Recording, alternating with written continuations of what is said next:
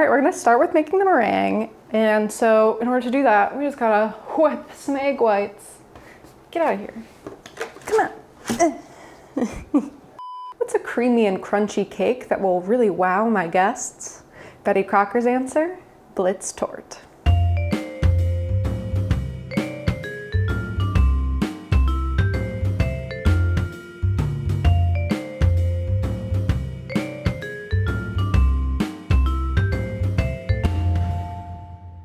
I'm Melinda and I'm cooking my way through Betty Crocker's 1971 recipe card library. Today we're making a Blitz Torte, which is from section I, Dessert Spectaculars, card number 13. This card is intriguing. I don't really know what's going on, and after reading the recipe, I still don't really know what's going on. But essentially, it seems like we're making 2 cake layers with a layer of meringue baked at the same time as the cake is baked. And then we're gonna put those 2 together, one on top of another, and put pudding in the middle. So I don't know, like looking at the photo, I can't see the second layer of meringue. I assume it's kind of squished under the pudding. But I guess that's what we're doing. I don't know. It's gonna be a bit confusing, but we're gonna give it a try. I think conceptually, I love this idea. Like the fluffy cake, the gooey pudding, the crispy meringue, there's almonds in the mix.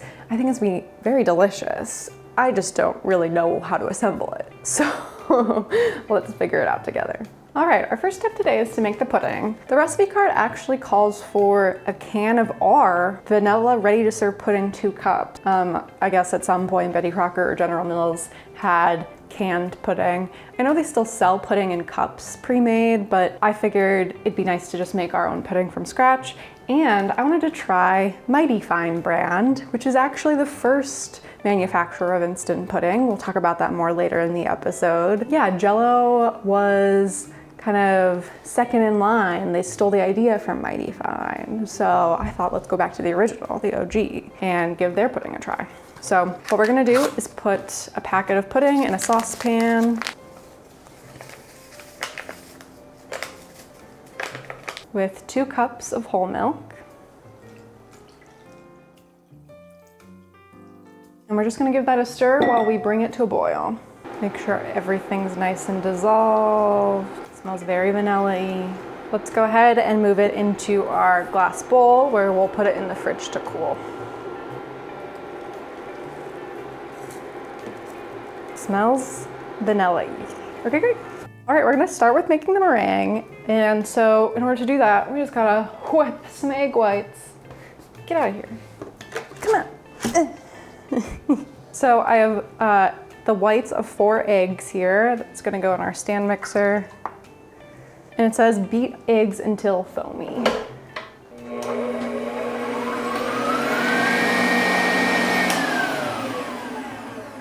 All right, our egg whites are foamy. I'm gonna start adding in, I have a cup of granulated sugar that we're gonna add in just like 1 tablespoon at a time until we start to see kind of stiff, glossy peaks.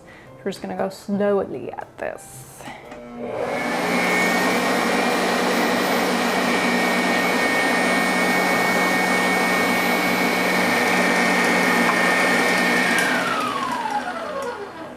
All the sugar's in, so I'm just gonna scrape the edge of the bowl, make sure it's all incorporated.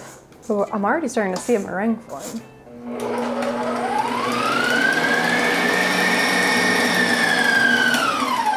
I think we're there. Ho ho! Yeah! We got it. We got it. We got a stiff peak. Okay, let's make the cake. All right, to make the cake, we're gonna do this part just with the hand mixer. I just feel like I didn't wanna clean the stand mixer bowl. And I think the hand mixer will just be fine. So we're gonna start with 1/3 cup of shortening, along with 3/4 cup of confectioner sugar, and the 4 egg yolks, and 3 tablespoons of milk. And we're gonna blend that for 1/2 minute on low speed.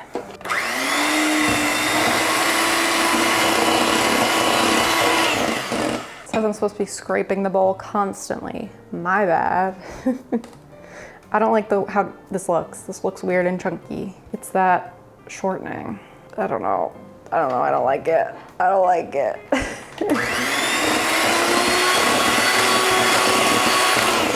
This is a weird procedure for cake. This isn't the normal method. And I am now kind of wondering if it's because a torte is not a cake. Have I made a torte on this channel? I have. Do I remember what it was like? No, I don't. I don't remember at all the difference between a torte and a cake. I wonder if it's like more dense. I guess let's call that mixed.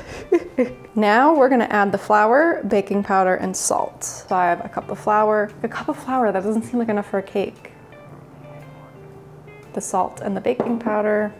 And we're just gonna try not to get this to fling everywhere, and it will anyway.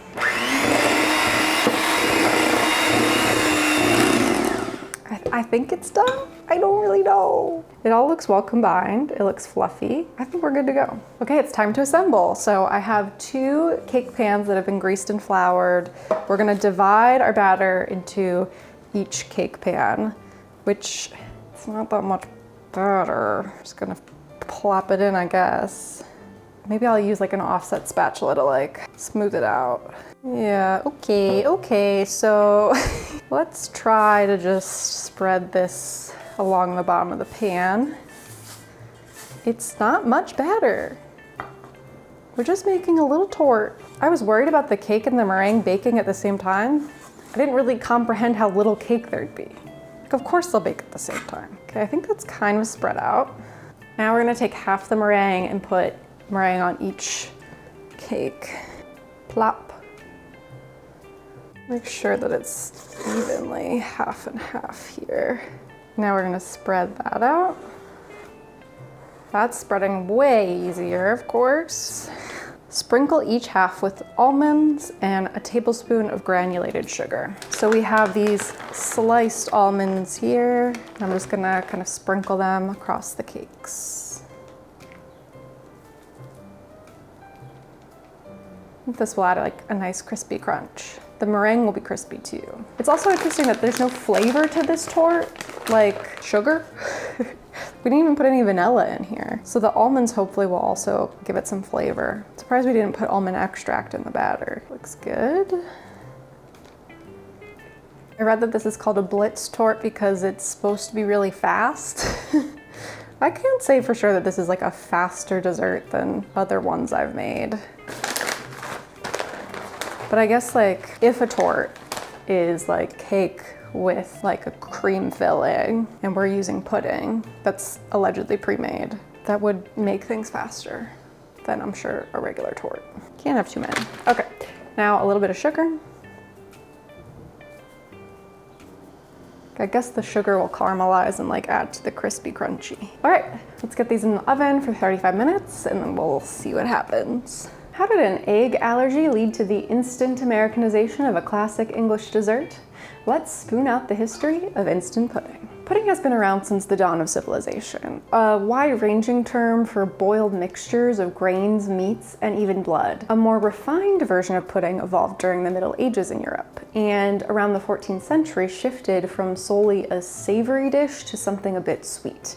Think bread puddings. Fast forward to the Industrial Revolution, when mass production technology and faster transportation methods allowed for much easier access to sugar and flour. That's when the real dessert boom began. British settlers brought their pudding recipes across the Atlantic to America and adapted them to local ingredients, resulting in new variations.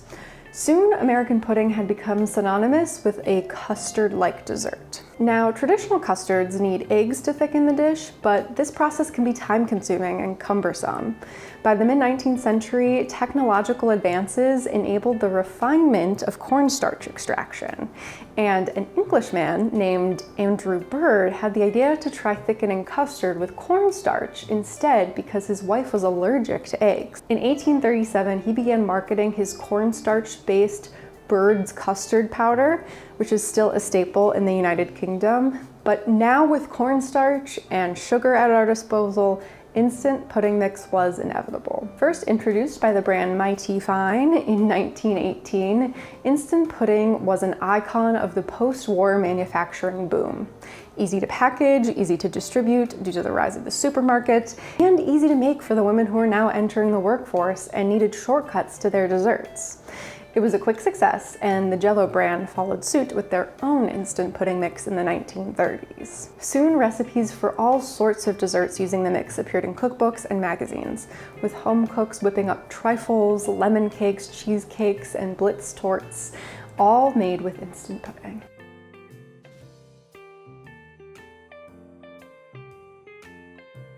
Okay, our cakes are out of the oven.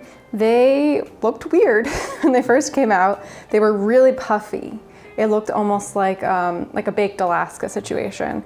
And then as I let them cool, they started to deflate. And now they got like kind of a crispy, crunchy hills and valleys situation going on. The sugar did not dissolve. It's just sitting on top, questionably. But I do think hopefully that will just add to the sweetness of the cake. The almonds did get toasty, which I like. We're gonna do the part that I'm confused about, which is the assembly. I don't know. When I look at what the card is, it seems pretty clear that we're putting them on top of each other and there's one layer of pudding in between. But when you read the instructions, it says, with spatulas, carefully remove layers from pans. Fill layers, comma, meringue side up with pudding. Fill layers, meringue side up with pudding, as if you're filling both layers with pudding. But you don't see pudding on the top. You just see meringue and almond. So does it mean like fill layers as if like, and it never says put one layer on top of another. It just says fill layers, meringue side up with pudding, chill torte at least 1 hour. Fill layers, so I think it means that like you're gonna take the two cakes, put them on top of one another, and there is a layer in between that's the pudding. But the way it's written is so confusing. For the longest time I was like, there's 2 layers of pudding. But where's the second layer of pudding at in the photo? I'm gonna do what it looks like in the photo. Now, it is gonna smush one of the meringues, but I just have to live with that. So I have to decide which meringue I want to be on top. They both look kind of crazy. I don't even think either of them should be on top. I guess this one will be the bottom layer. So I'm just gonna go around the edge and make sure it's separate from the pan. It says I'm supposed to use spatulas to lift it out of the pan. I don't know, why didn't we use a springform pan? I don't want to tip it on my hands because all the things will fall out. Do I tip it on a plate and then flip it back? Is that a crazy idea? I just don't think spatulas will do anything. I don't have enough leverage, or do I? I'm gonna try a plate. This might be a terrible idea, but I think it could be a good idea. I'm gonna flip it like this. Okay, there's a cake at the bottom. I was worried about that. A well-baked cake, almost too well-baked. Now, I'm gonna flip it onto here. Ooh, crumbs everywhere. Ta-da!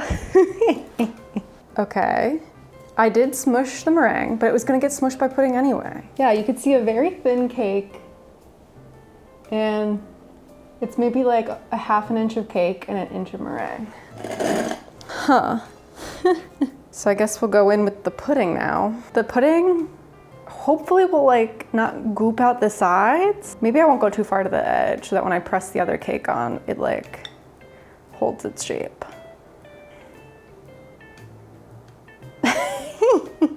Yeah, will the pudding hold? Do I need to put all this pudding in? There is a pretty thick pudding layer in the photo. It's so wiggly.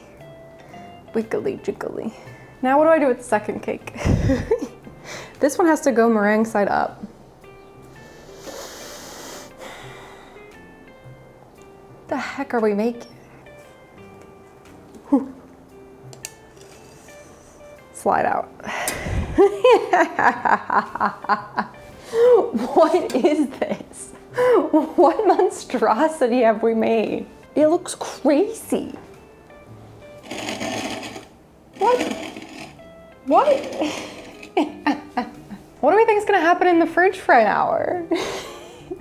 Okay, well, I'm gonna do what it says. I'm gonna put it in the fridge for an hour and then we'll try to slice it. God knows what will happen when we try to slice it. Our cake has been chilling for a while. I don't know why I thought something would happen in the fridge, it would suddenly transform into something that looks closer to what is on the front of the card. It didn't. It looks the same. It's very jiggly. Whoa! I don't know. Okay. I'm scared. I really gotta saw into this meringue. Okay. Okay. Okay. Hang on a second. It's just very delicate, fluffy. It almost reminds me of like a Bosque cheesecake or something. Just the way it's all like craggly. Okay, big reveal, big reveal. Oh, wow. Okay. She's gorgeous.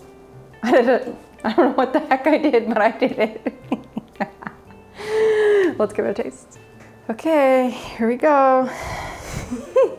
I'm trying to get some pudding, some cake, and some meringue all in one bite.